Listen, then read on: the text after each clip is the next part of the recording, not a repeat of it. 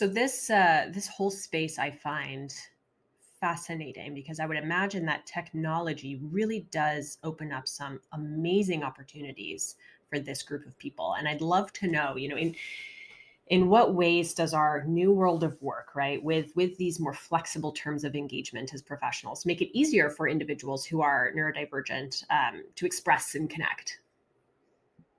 Yeah, I think there's a few different ways. I think being in a hybrid environment, especially, well, I guess not every company is, but for companies that are in some form of a hybrid environment, having a virtual space where people can bring themselves to meetings, to sessions, to conversations in a way that works best for them is super important. We've seen sort of the advent of stuff like avatars in the sort of virtual conferences and things like that, which is really cool.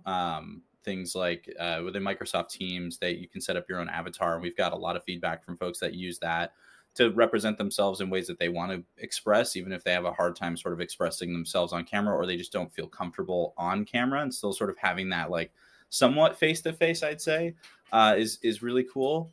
I think it's really about just bringing yourself in whatever way you want that to be to your team and to your work environment and to the sort of greater internet as a whole. I think the advent of AI and sort of the pretty quick adoption of it also creates a really interesting space to make work easier for folks that are neurodivergent. Whether it's just trying to explain something in a different way that might be easier to understand, or having something explained back to you in a way that you understand better, and sort of having that like really personalized experience that for a long time was challenging to achieve in the workplace. Yeah, absolutely. I always like to think of our devices as an extension of ourselves. And so I would imagine that in that sense, with some of this more cutting edge advanced technology, like and especially with the work you're doing at Cephable, there's this degree, as you said, of personalization where these individuals, where any individual can really make choices that really make sense for them. Definitely. Yeah, I mean, even if it's simple things like with Cephable, we're a software platform. Our focus is like giving you the means to set up controls that work best for you. So whether it's like you have a hard time with a keyboard and mouse and you want to use adaptive voice controls or camera-based controls, or having an easier set of buttons on your phone that you can tap to like automate certain things.